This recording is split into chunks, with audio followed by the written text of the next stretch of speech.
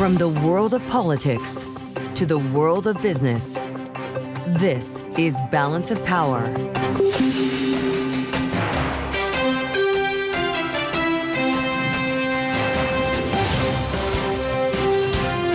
Live from Washington, D.C. Thursday edition with the Prime Minister in the Oval. Thanks for joining us as Giorgia Meloni becomes the first European leader to meet with President Trump since the reciprocal tariffs were paused.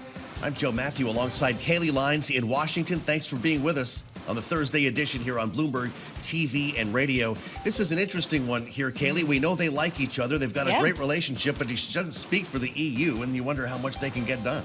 Well, that is the question. He did express optimism on reaching a deal, which he described as something that would be a fair deal with the European Union. And Meloni said she wants to extend an invitation to Italy to meet with other European Union leaders on this issue. But keeping in mind that the president also told reporters in the cabinet room when they were sitting down for lunch earlier that he's in no rush to actually ink these deals. That's the story, at least for today. Presumably, we could have some carve-outs here for an EU member. Maybe it's Ferraris and wine we were speculating a little bit earlier. There are some things that he could do, I guess, to help Giorgia Meloni. No state dinner, but there will be a bilateral meeting in the Oval, and we'll get an ear on that hopefully soon. Yeah, we're expecting the press will be invited in and the president to take more questions from them, which could include not just things on the subject matter of trade and tariffs, but also possibly on, I don't know, the chair of the Federal Reserve after the president took to Truth Social today, calling him too late, Jerome Powell, complaining basically about his lack of cutting interest rates right now, and says his termination cannot come fast enough. Too late and wrong, I believe. Always wrong something. Look, we also know that he spent the first term doing that on the regular. Maybe it does because he did tell Bloomberg, remember last summer, he had no intention of firing Jay Powell. Of course, there's also a massive legal question as to whether or not he actually has the authority to do that without cause. We have a lot of questions. We'll get into that with Michael McKee in just a moment. But we begin, as always, with the markets, which have to feed Fed news and the tariff news and everything else through them. And Amy Morris is checking on that with us from Washington. Hey, Amy. Hey, Kailey. Stocks are starting to climb now. Oil rising to a session high. We do check the markets for you all day long here at Bloomberg. The S&P 500 now 0.8% higher. NASDAQ 0.3% higher. The Dow is still in the red, down 0.7%. The 10-year Treasury yield at 4.32% and the 2-year yield at 3.8%. And a reminder that the bond markets will be closing at 2 o'clock this afternoon, Wall Street time. Google was found by a federal judge to have illegally monopolized some online advertising technology markets, a blow to a key part of the company's business. The ruling is a second major blow to Google. It was already found to have monopolized the online search market in a separate case. So this ruling does increase the odds that Google may be forced to dismantle much of its ad tech business. Google shares now about 2% lower. United Health Group cut its annual forecast and reported its first earnings miss in more than a decade. That caused shares across the insurance industry to tumble. The company was blindsided by rising medical costs, especially in its Medicare Advantage health plans and Optum healthcare delivery business. Those were affected by Medicare payment changes. Shares of United Health Group now down 22%. Hertz shares, check it out, 47% higher today, extending yesterday's record 56% jump after Pershing Square disclosed it bought 12.7 million shares, valued at about $46.5 million at the time of purchase. For on-demand news 24 hours a day, subscribe to Bloomberg News Now wherever you get your podcasts. I'm Amy Morris. That is a Bloomberg Business Flash. Let's go to Balance of Power now with Mathieu and Kailey Leinz. All right, Amy Morris here with us in Washington. Thank you so much. Of course, there is a meeting underway right now at the White House here in Washington between President Trump and the Italian Prime Minister, Giorgia Meloni. We expect we will hear from the two of them shortly as reporters are led in to the Oval Office. And in the meantime, I wonder if President Trump is making some comparisons between the central bank Meloni is working with right now compared to the central bank that he is working with. The Fed and the ECB obviously on two different tracks as the ECB cut rates for a seventh time today. And the chairman of the Fed obviously signaling that the Fed is going to stay on hold. President Trump taking note of that, not too happy with it. As he posts on Truth Social, too late Jerome Powell of the Fed, who was always too late and wrong, yesterday issued a report which was another and typical complete mess, going on to say too late should have lowered interest rates like the ECB long ago, but he certainly should lower them now. Powell's termination, Joe, cannot come fast enough. Okay, so fast forward to Section 10 of the Federal Reserve Act, and you start wondering exactly what authority the president has here. That's why we wanted to spend some time with Mike McKee. He knows this stuff inside and out, of course. Bloomberg International Economics and Policy Correspondent with us from World Headquarters in New York. Mike, great to see you. I'm sure your antennas went up as soon as the Truth Social post went here. Here's the deal. Can be, quote, removed for cause by the president, unquote. Does not cutting rates equal cause? No, that's the general consensus of the legal world. I must say that so far the consensus on social media is that always late is probably the worst nickname Trump has ever given anybody. It just has no rhythm to it. Always late and wrong. Traditionally, for cause has been seen as malfeasance or illegality, something like that. A policy difference is not for cause. However, this president is not traditional, and he has tried to fire people who, in theory, he could not because they had for cause clauses in their founding acts, including the head of the National Labor Relations Board.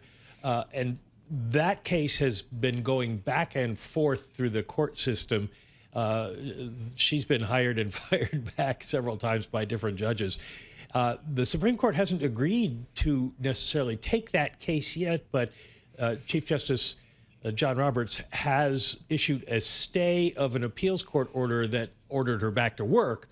So the suggestion is the court may take it. Now, if the court does rule against Gwyn Wilcox, is the woman's name, then there is some thought that that could apply to the Fed as well.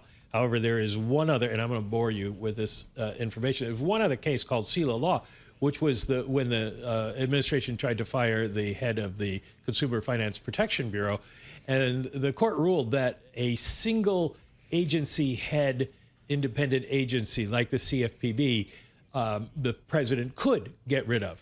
But the Fed is not a single head. While Jay Powell is the chair, it's a 7-member board, and the actions the Fed takes can only be taken because the entire board agrees. So that was the basis for why Jay Powell said yesterday in Chicago that he didn't think that the lawsuit that is proceeding on the NLRB would apply to the Fed. But Donald Trump, that's all you got to say. Nobody knows. Well, yeah, and of course, this isn't necessarily a new topic of conversation. As Joe alluded to, the president has expressed displeasure with Jerome Powell before, which is why yesterday, before this True Social post even hit, when he was speaking at the Economic Club of Chicago, Chairman Powell was asked directly about this question of independence and whether he could be fired. This was his response, as you heard live in the room, Mike. Our independence is a matter of law.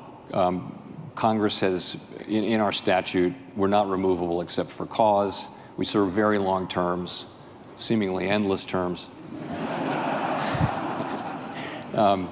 So we're protected in the law. So, Congress could change that law, but I don't think there's any danger of that. Fed independence has pretty broad support across both political parties. And it seems that there's support from elsewhere in the administration for Fed independence, Mike, even if not from the president himself. It was just on Monday that the Treasury Secretary Scott Bessent told our colleague Anne-Marie Hordern that the independence of monetary policy is a jewel box that needs to be preserved. Does that actually maybe indicate that there are voices who would act to check the president on this one? Well, I think there definitely are voices. Anybody who's had experience with financial markets would know that any attempt to fire the chairman of the Fed would be received very badly. And there's a report from Politico today that Scott Bessent has been over to the White House saying, kind of knock these tweets off the idea. Don't say you're going to fire him. And there was a report earlier that a senior White House official was saying this wasn't a threat. This was just the president venting. Now, that's going to keep happening. Nobody's going to shut Donald Trump up, and when he doesn't like something or wants something out of the Fed, like everybody else, he's going to attack them. So the question is really, does he follow up? And probably he wouldn't make a decision until the the National Labor Relations Board decision comes down from the Supreme Court and he gets advice on whether it could possibly apply. So I don't think there's any danger in the short term this is going to happen, and probably we won't hear more from the president, given everything else he's doing right now, until we get like close to the next Fed meeting on May 7th. All right, which, of course, Michael McKee will have covered for us, as always, Bloomberg International Economics and Policy Correspondent joining us from New York. Thank you so much. And as we consider, Joe, the kind of legal questions here, it was just weeks ago after the firing of the two Democratic commissioners at the Federal Trade Commission that we spoke with then ousted Commissioner Rebecca Kelly-Slaughter, who told us, look, if it can happen to me, there is nothing to say that it's not also applicable to the chair of the Federal Reserve. Connected the dots straight to the top of the Fed as we're discussing here today. Look, I don't know. There are a lot of different ways that you can look at this. We'll see if they try to establish some sort of cause, or maybe just the president having a cathartic moment online. It wouldn't be the first time. Oh, no, it certainly would not. So on that note, let's turn to our political panel, who is all too familiar with us asking them about each and every post on Truth Social. Rick Davis is with us, partner at Stonecourt Capital and Republican strategist, alongside Democratic strategist Caitlin Legacki today. Rick, I do wonder if you see this as just venting, or when the president says that someone can't be terminated fast enough, that he's suggesting he wants to do that in short order.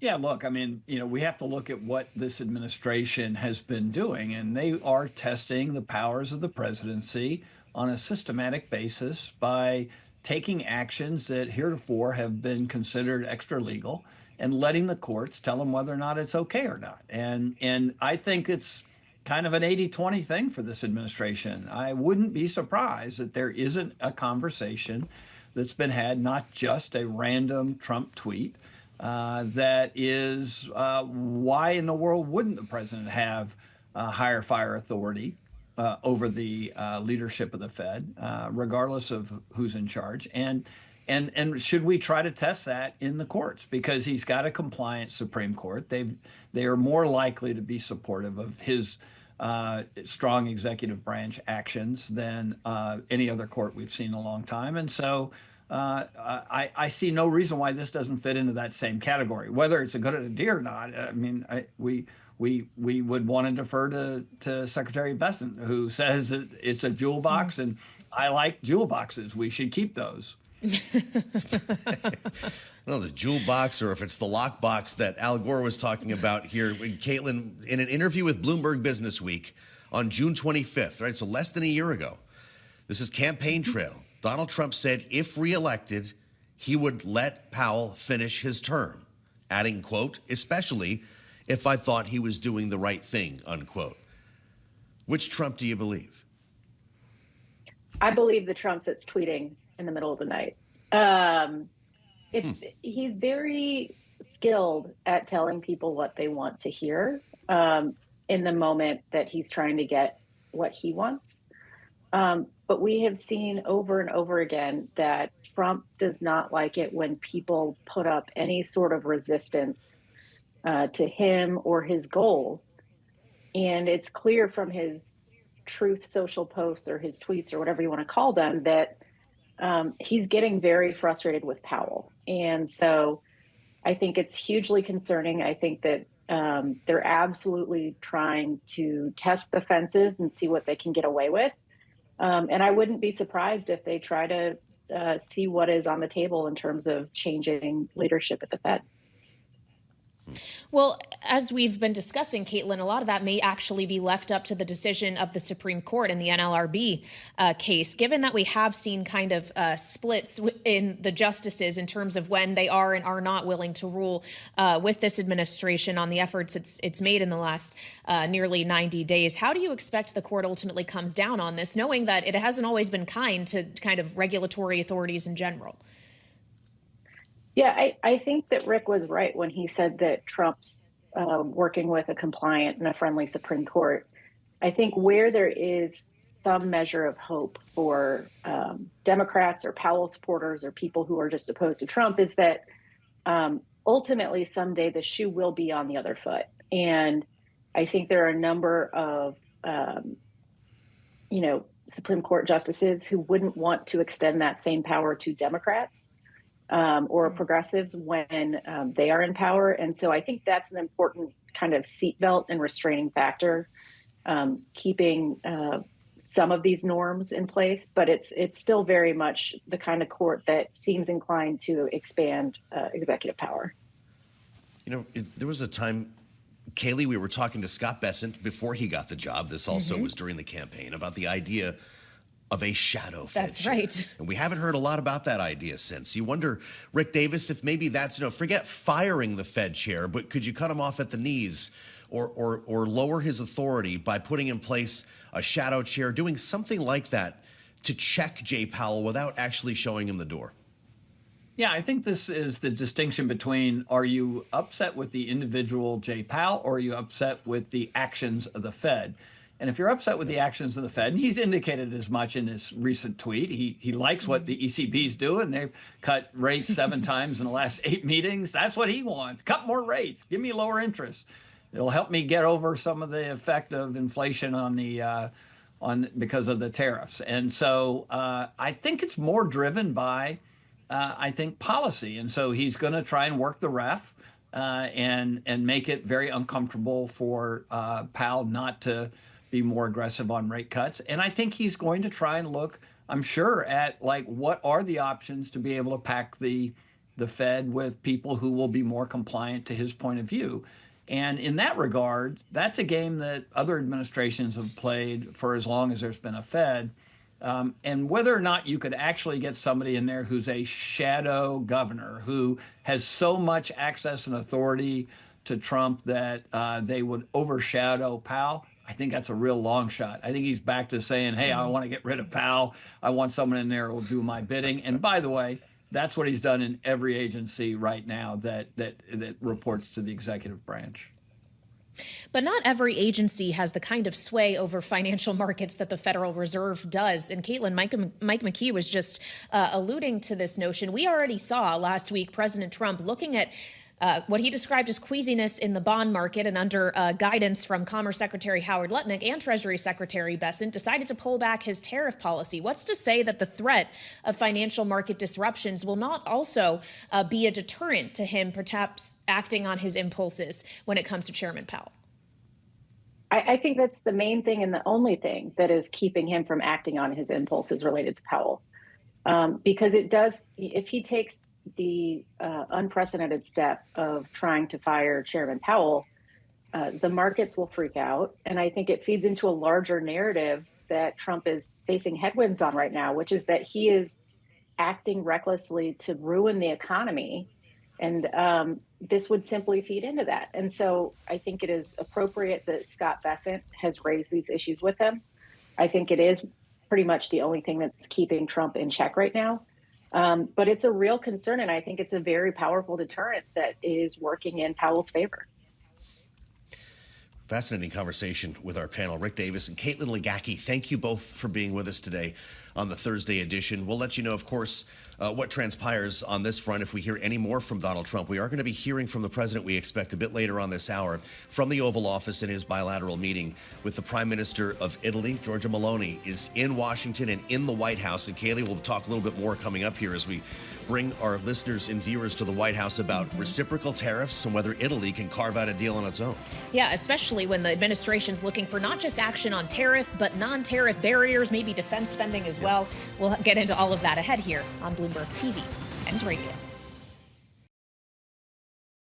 Joe, Mathieu, and myself are keeping an eye on the White House, where we are still waiting for the doors to open back up. In the meeting between President Trump and the Italian Prime Minister Giorgia Meloni, they, of course, spoke to press briefly in the cabinet room as they were sitting down to lunch. They're expected to once again take some questions in the Oval Office really any minute now. But noteworthy, of course, that this visit is coming when it is and with who it is. considering Giorgia Meloni may very well be one of the closest allies President Trump has in Europe, most ideologically aligned perhaps, and she's here as an emissary for the wider European Union to talk trade. That's right. And of course, to speak about maybe some carve-outs for Italy, which I suspect we'll be hearing about. We actually saw them both together at the beginning of their lunch. They gathered in the cabinet room, let reporters in for a couple of questions. I think she's a great prime minister, he said. We're very proud of her. I knew her right from the beginning. She's one of the real leaders of the world. And he looked up and said, I can't do better than that. And she had a chuckle. So clearly, this is going to be a little bit different than a meeting with some other European leaders who may be in Washington. Not an accident. And Bloomberg's Tyler Kendall is at the White House right now, ahead of their meeting in the Oval Office. Tyler? Yeah, hey, Joe. Well, you said it there. President Trump really greeting Meloni with some high praise, as this meeting is largely seen as a test of their relatively warm relationship and whether or not that will be enough to push ahead trade talks with the European Union, which our reporting indicates haven't really made much progress in recent weeks. Take, for example, earlier this week, Bloomberg News reporting that the EU's trade chief left a meeting here in Washington with very little clarity about what this White House needs in order to get a deal done. Now, for his part, President Trump did tell reporters earlier that he sees no trouble with getting a deal done with the European Union. He said he's confident, but also in no rush. He also said, as you're about to hear here, despite these ongoing negotiations, that 10% baseline tariff across the board could ultimately get a little higher, indicating that even as the talks are getting underway, there's likely no plans to abandon the tariffs completely. We're getting a 10% baseline. We took that down just because it was, the appropriate thing to do until we decide what the number will be. And we're, taking in a lot of money, which we've never done before, frankly. With Biden, we were losing a fortune on trade.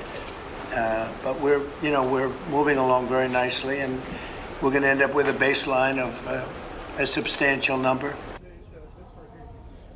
Well, this White House has previously said that it would be looking for the European Union to boost its energy imports of U.S. LNG, for example, as well as has made a priority asking our allies to up their defense spending when it comes to NATO commitments. We'll have to see as this goes, because Bloomberg News reporting new today that the EU is actually working on a proposal to potentially introduce some restrictions on some U.S. exports if negotiations don't go as planned. So already starting to work on that backup plan here, as the Italian Prime Minister says that she's hoping President Trump will make an official visit to Italy so he can meet with some other EU leaders face to face. All right, Bloomberg's Tyler Kendall live at the White House for us here on Bloomberg TV and radio. Thank you so much. And we want to get more analysis on what exactly we can or should expect coming from this meeting, and turn to Rachel Rizzo. Now, she's non-resident senior fellow at the Atlantic Council's Europe Center, joining us here on Balance of Power. Rachel, welcome back. It's good to have you. As we consider Giorgia Meloni as kind of the messenger and first immediate negotiator here, if you will, is she the best hope Europe has at trying to carve out a deal?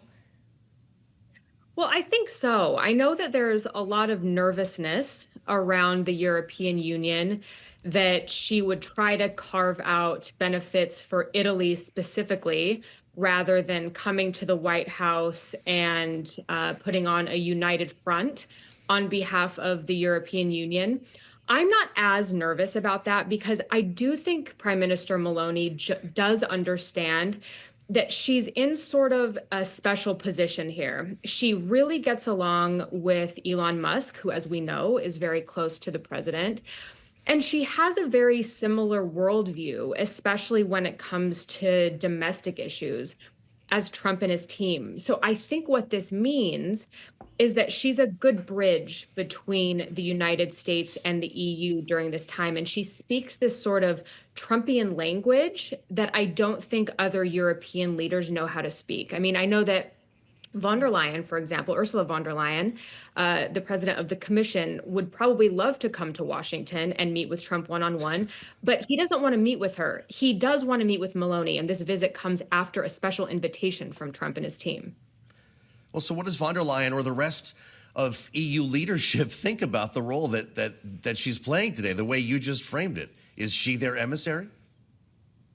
In a way, I think she is. I mean, as I mentioned, I think that there is some trepidation on behalf of EU leaders. You've seen some statements come out, talking about the fact that Meloni had a special conversation with von der Leyen, where von der Leyen did make it clear that she better come to Washington and speak on behalf of the EU rather than focusing specifically on Italy.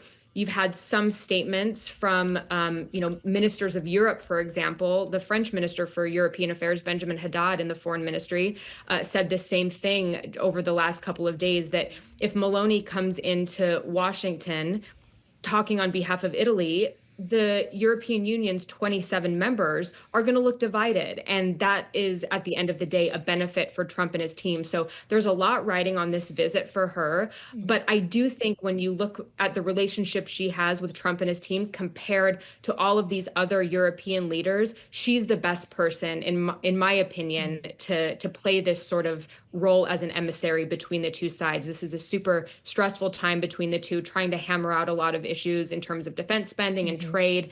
And I think that she's cut out for the job.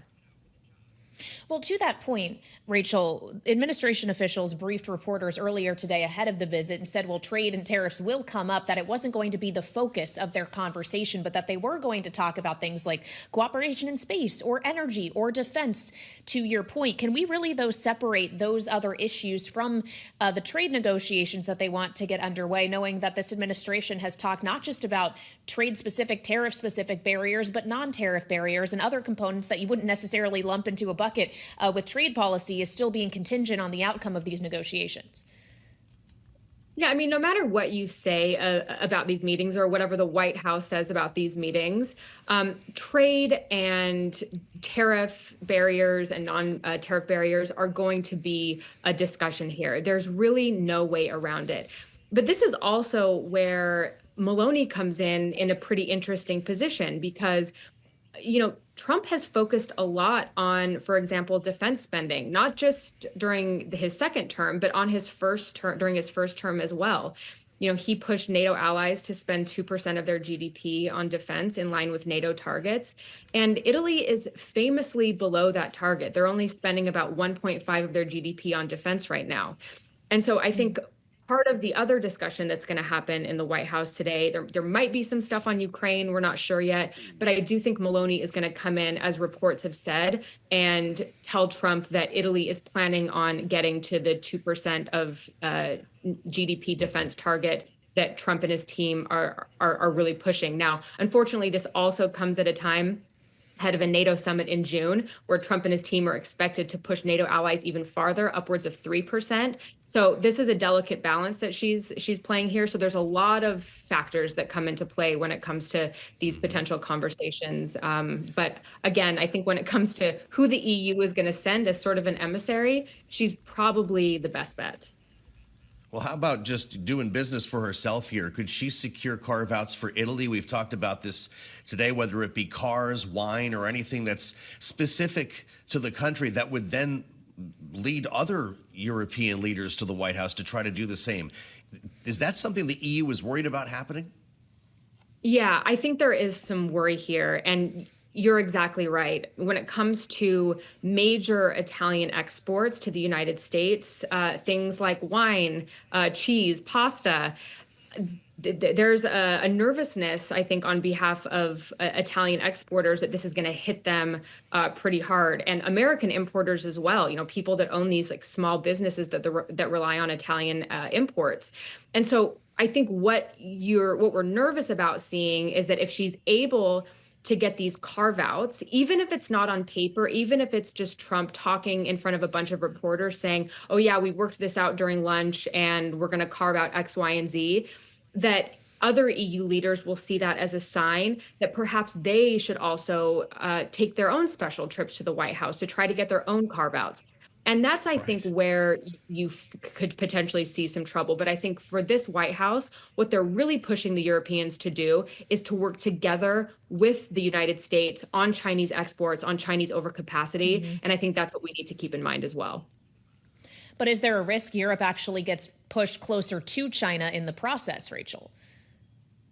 Absolutely. And I think that this is a very delicate balance that this administration needs to strike. I mean, if you want the European Union to work together along with the United States against China's unfair trade practices, you have to make sure that you're not targeting the European Union for your own tariffs and your own trade war, which in turn would lead them to seek other partners and potentially deepen their partnership with China, because the United States is now seen as an unreliable ally, an unreliable partner in terms of trade.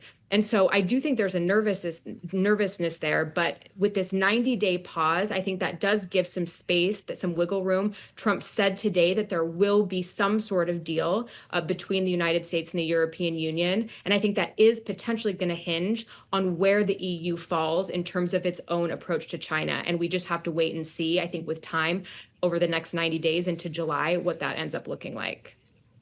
Rachel, it's always great to have you. Rachel Rizzo at the Atlantic Council's Europe Center with important analysis today as we prepare to hear from the president and the prime minister. Thank you, as always. They're still having lunch, Kailey. We haven't seen a readout on the menu, right? What do you serve the prime minister of Italy when they come over for lunch? I would imagine you don't want to take your swing at Italian, because she can get probably better not, at home. would be my guess. Yeah, well done steaks and burgers don't play that great in Rome either, though. That's why things are going late. They haven't even called the press pool in for the Oval Office bilateral, but when it happens, we'll bring it to you live here on Bloomberg.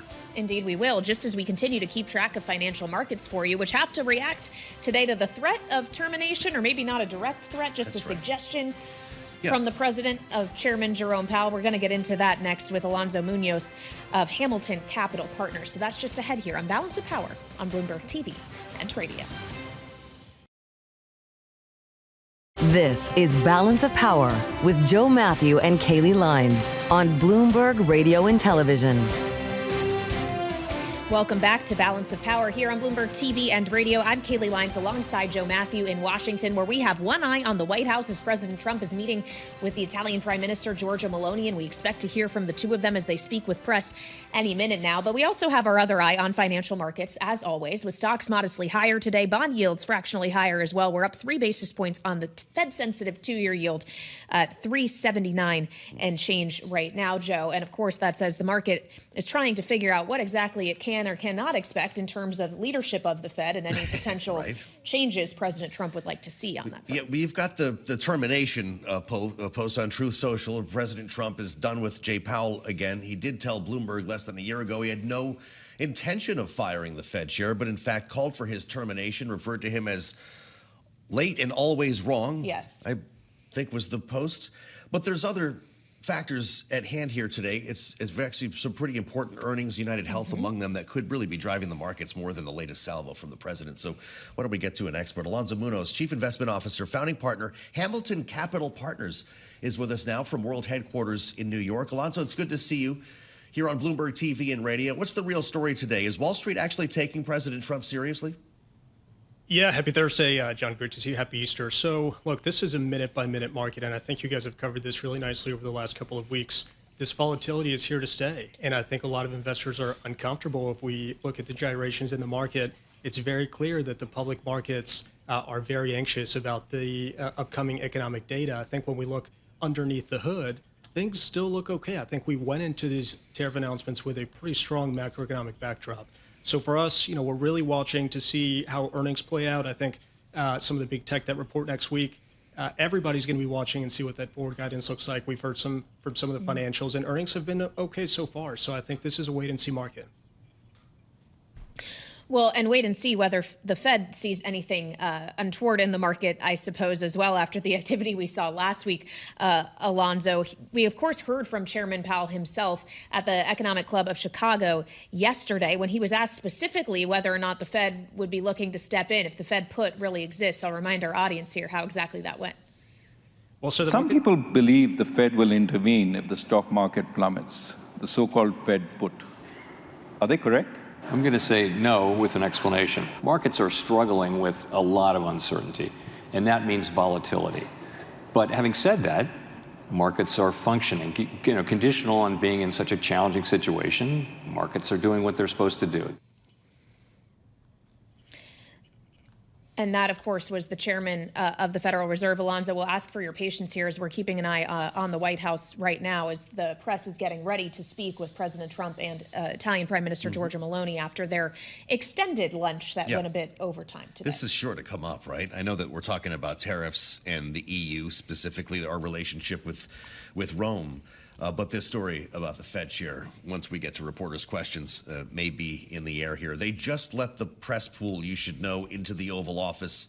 As Kailey mentions, they had lunch a short time ago, the Prime Minister of Italy arriving at the White House right around noontime Eastern here, and now beginning a conversation, an important one, with reporters. Let's go there live on Bloomberg TV and radio. Fantastic job. I would say that she has taken Europe by storm and highly respected. Everybody loves her and respects her, and I can't say that about many people. And she's become a friend, and we really have a great relationship between Italy and ourselves. And we talked about trade. We talked about many, many things during our luncheon, and she'll be saying a few words, but she's a very special person, and it's nice to have you with us. Thank you very much. Thank you very much, Mr. President. Thank you for your warm welcome. Thank you for this occasion, which is a... It seems we are having a bit of difficulty with the feed from the Oval Office. We'll try to get that reestablished, as we were hearing the voice beginning there of the Italian Prime Minister, Giorgia Meloni, after her conversation with President Trump, in which the president just told reporters they discussed trade and other things, describing Meloni as someone who has become a friend. Let's go back to the Oval Office. Another fight, which is the fight against the woke and ADI ideology that would like to erase our history. And as I know that we share lots of things on tackling illegal migration, on fighting against synthetic drugs. You know, Italy has been one of the nations that made a plan against fentanyl, for example. But we have been talking about many bilateral topics and things that we can do together, about defense, about economic about economy, about space, about energy. Italy will have to increase its LNG imports, and also nuclear that we are trying to develop. I think there can be ways to work together, and the Italian enterprises will invest, as they've been doing for many years, as you know, in the next years. I think around 10 billion. That shows how interconnected our economies are. And that's very important, Mr. President. It's not only about Italy, it's about the entire Europe. The exchange between us is a very big one. Investments, trade. It's a topic that we are discussing in this week. But at the end of the day, look, somebody calls me, I was saying it before, such a Western nationalism. I don't know if it is the right word, but I know that when I speak about West, mainly I don't speak about a geographical space. I speak about a civilization. And I want to make, okay, between the two shores of the Atlantic. It is the time that we try to sit down and find solutions. So I want to thank President Trump for having accepted an invitation to pay an official visit to Rome in the near future, and consider the possibility in that occasion to meet also with Europe. The goal for me is to make the West great again. Okay, and I think we can do it together. We can. We will keep on work on that. I'm going to close. I want to say only, I'm proud of sitting here as Prime Minister of an Italy that today has a very good situation despite the difficulties. A stable country, reliable country, 1 million more jobs in the last 2 years and a half. Great. Inflation is going down, so you forgive me if I promote a bit my country, but you're a businessman and you understand me. So migration flows going down 60%. So we are trying to do our best, but I think we can do it even better together. Also on Ukraine, I will close. Together we've been defending the freedom of Ukraine. Together we can build a just and lasting peace. We support your efforts, Donald. Good. Thank you. Thank you very much. And I think we're doing well in that effort, but we want to get it done, and we'll see if we can. We want to save. On average, think of it, every week 2,500 people are being killed, mostly soldiers, Russian, Ukrainian soldiers. And if we can save those lives, that would be a very good thing. And so we'll see what we can do. And I think we're getting close, but we'll let you know very soon. And you've been very helpful. I appreciate it. Thank you. Any questions? Mr. President, how much longer does Vladimir Putin have to respond to your ceasefire proposal before you put secondary tariffs or sanctions on Russia? We'll see what that will be.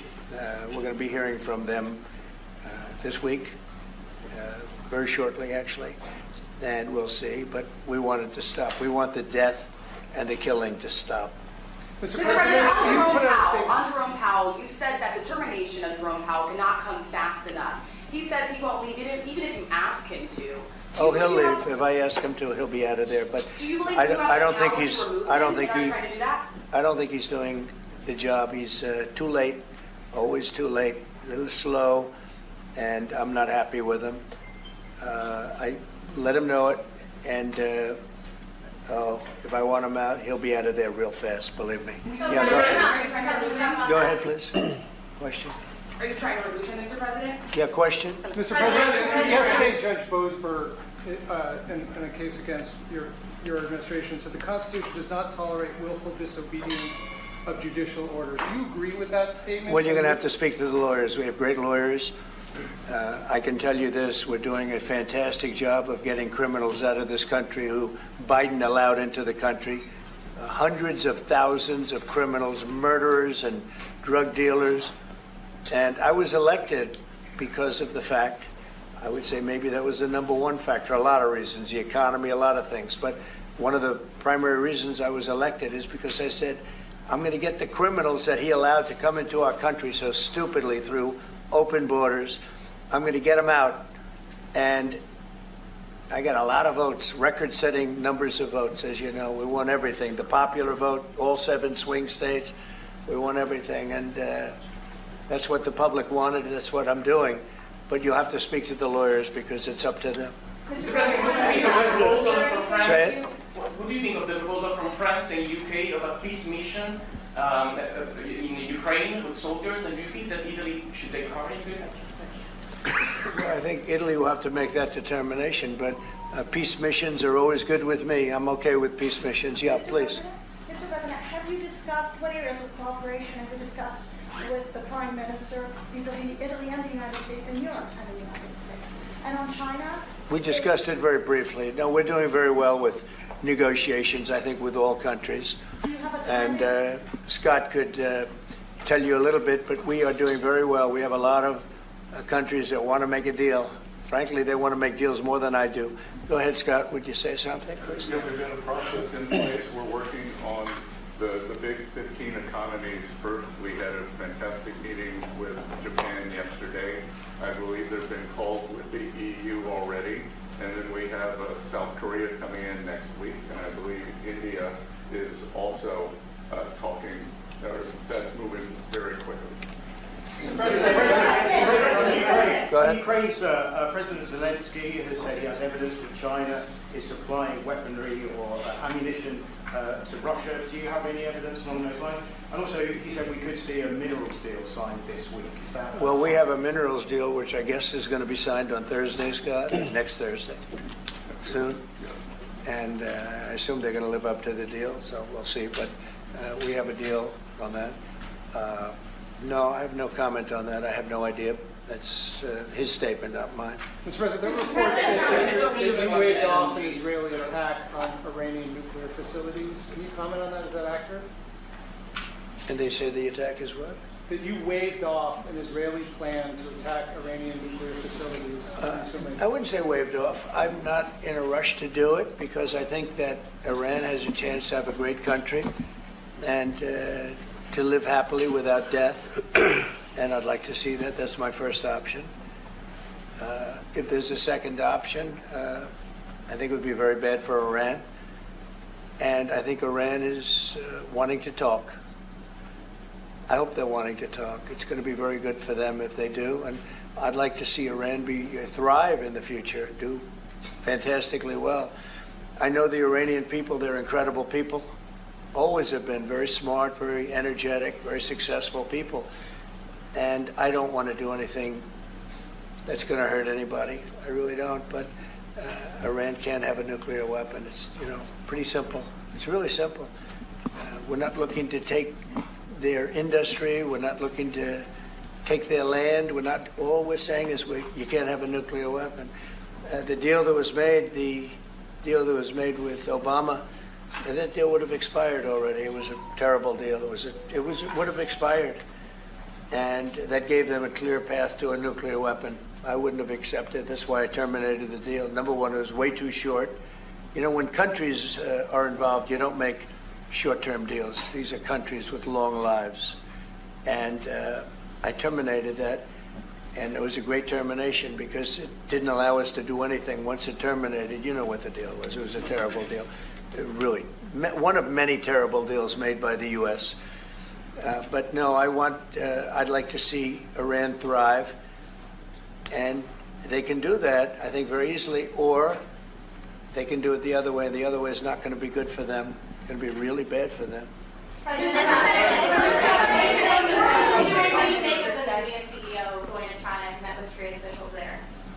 Well, Jensen's an amazing guy. He's become a friend of mine, and I don't know, he's a person that's very proud of our country. He loves our country. I'm not worried about Jensen at all. Mr. President, if we're hold you in contempt, will you take steps to return Kilmar Abrego Garcia to the United States and put him in front of a judge? Well, I'm not involved in it. I'm going to respond by saying you'll have to speak to the lawyers, the DOJ. I've heard many things about him, and we'll have to find out what the truth is. But I will say this, we were inundated by millions of people, many millions of people during the Biden administration. They say 21 million. And a big percentage of those are criminals, serious criminals. I'm not saying just criminals because they came into the border illegally. I'm saying they're criminals at the highest level, murderers. Many of those people murdered more than one person, and they're on the loose. And I was elected to get rid of those criminals, to get them out of our country, or to put them away, but to get them out of our country. And I don't see how judges can take that authority away from a president. We've done an amazing job. Tom Homan, Kristi Noem, we have done an amazing job. Nobody can believe the job we've done. Far greater than what I said. I mean, I got elected on that, but we've done much better. We have right now 99% border. It's a 99%. Nobody thought that would even be, nobody's coming through our border practically. 2 weeks ago, we had 9 people come through, all for medical reasons. We allowed them. We brought them through because one had a heart attack, one had something else, and, all for medical reasons. We have a great border. We had a great border 4 years ago, but we have a border now that's even tighter, and we did that in a matter of weeks.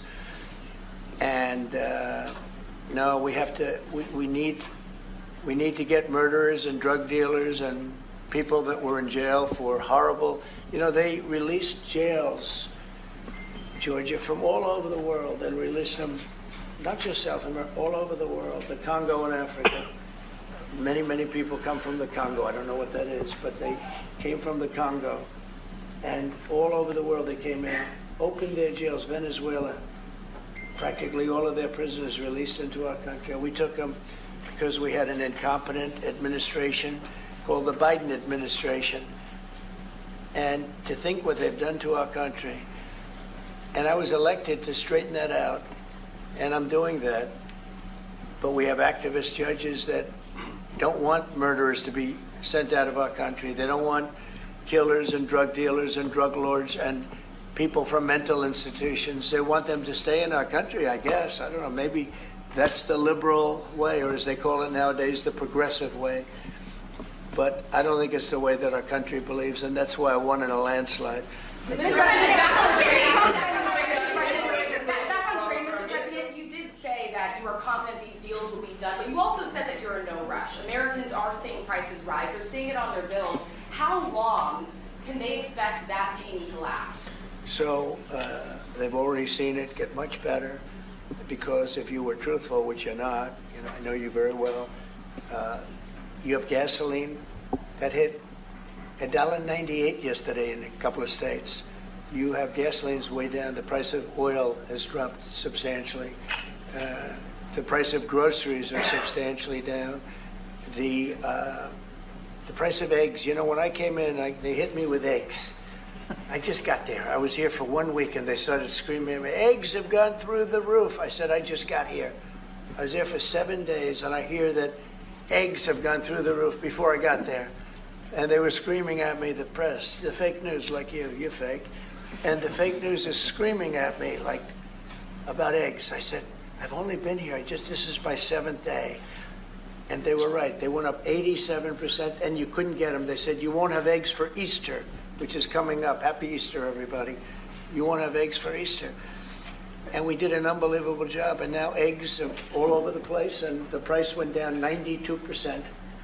And our Commissioner of Agriculture, Brooke, has done a fantastic job. Done a fantastic job. So prices haven't gone up. The only thing that's gone up actually is interest rates, because we have a Federal Reserve Chairman that is playing politics. Somebody that I've never been very fond of, actually. But he's playing politics. Interest rates should be down now. They should be coming down.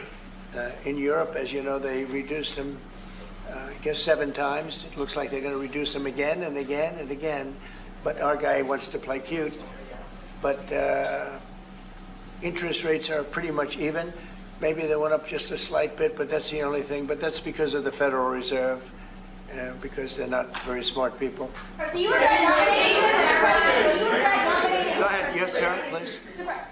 Go ahead, please. Do you regret nominating him, Jerome Powell? Look, in the first 4 years, we had the greatest economy in the history of our country. The stock market went up 88 points. I think he's terrible, but I can't complain because we had the most successful administration economically in the history of our country. I think we're going to do even better this time because you will see that the numbers that we're taking in are astronomical. We're taking in tremendous amounts of money with the tariffs. We were treated very unfairly on trade, and countries are having a hard time getting used to the fact that they can't do that to us anymore because we have a real president. We have a president that understands what it's all about. We had presidents that in some cases were smart, but they didn't understand business, or they didn't like business, or, you know, it wasn't like a priority. And then you had like the last administration, the only thing they were good at was cheating in elections. That's about all they could do. They couldn't do anything. They were useless. They were incompetent. Worst administration in the history of our country. Worse than Jimmy Carter. Jimmy Carter died a happy man. You know why? Because he wasn't the worst president. Joe Biden was. So I think you're going to see some fantastic numbers when this all happens. It's happening now. I mean, everybody wants to make a deal. And if they don't want to make a deal, we'll make the deal for them. Because that's what's going to happen. We'll just say, this is what it is. But we want to listen to everybody. And I think I can say for Scott and the other people that are working on it that we're listening and we're going to be very fair to people. But, you know, we're the one that really sets the deal, and that's what we'll be doing.